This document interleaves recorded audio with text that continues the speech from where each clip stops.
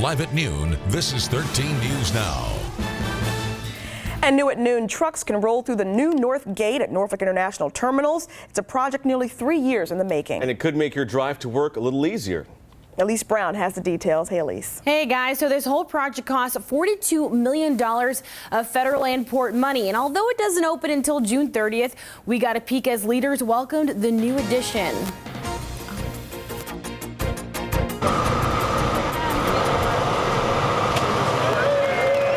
Modernizing Norfolk International Terminals. It now has 26 brand new lanes at the North Gate. This is up from just 4. Because back in 2014, we were suffering some congestion. So everything we've been doing is trying to speed up the turn times, speed up the service to the motor carriers, show those shippers that we're a good, safe port to come through. John Reinhardt is the CEO of the Port of Virginia.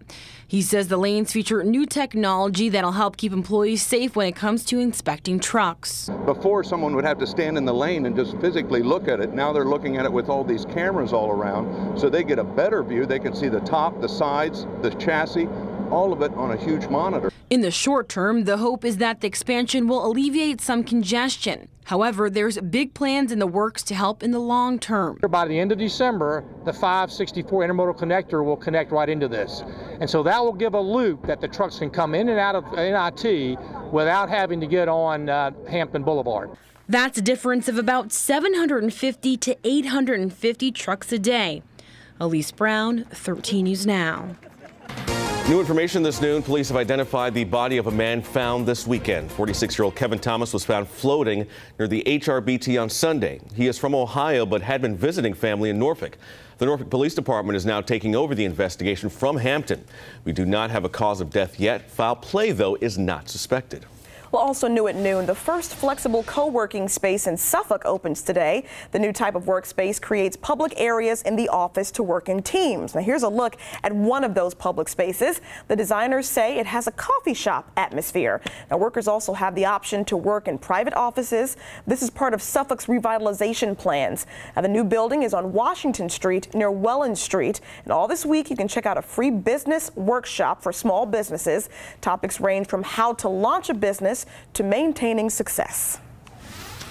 A 17-year-old boy was shot on Rip Rap Road in Hampton early this morning. A dark-colored sedan drove by near King Street and East Mercury Boulevard. Someone inside that vehicle started shooting.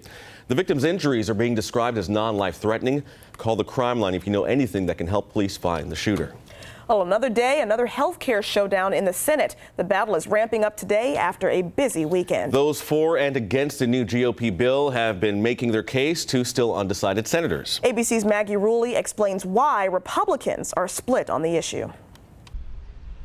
The clock is ticking on health care, and despite it looking like an uphill battle in the Senate, President Trump is cautiously optimistic on Fox News. I think we're going to get there. And blames Democrats for blocking the process, even tweeting that it's not easy, and perhaps he should just let Obamacare crash and burn. With Democrats united against the new bill. We are doing everything we can to fight this bill because it's so devastating for the middle class. Republicans can only lose 2 votes from their party, and 5 already said they're not on board, with 5 others saying they have serious concerns.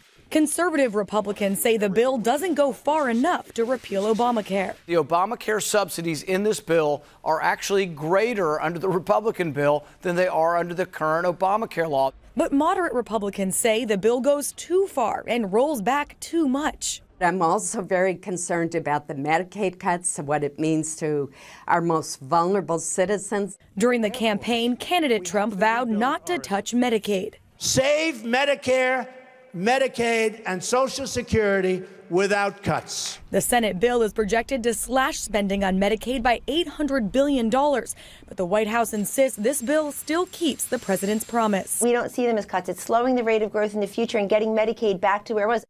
We expect to get a score from the Congressional Budget Office as early as today, and that will tell us how much this bill will cost taxpayers and how many Americans could lose their coverage under the new plan. Maggie Rulli, ABC News, New York. Well, a shipyard worker charged with rape has his preliminary hearing today. Keith Jarrett is also charged with sodomy and penetration with an inanimate object. In a deposition, one of Jarrett's victims says he also ran a prostitution ring. And according to the report, the prostitution operation included at least 8 women. Jarrett is being held without bond. A court hearing is scheduled for the father of former NFL star Michael Vick. The hearing for Michael Bodie is set to take place at 2 p.m. in Newport News. The 55-year-old was one of 11 men who authorities say were part of a large-scale heroin distribution operation. And according to the indictment, the group has been operating in Hampton Roads since 2014. Some of the charges include conspiring to distribute and possession of heroin along with money laundering.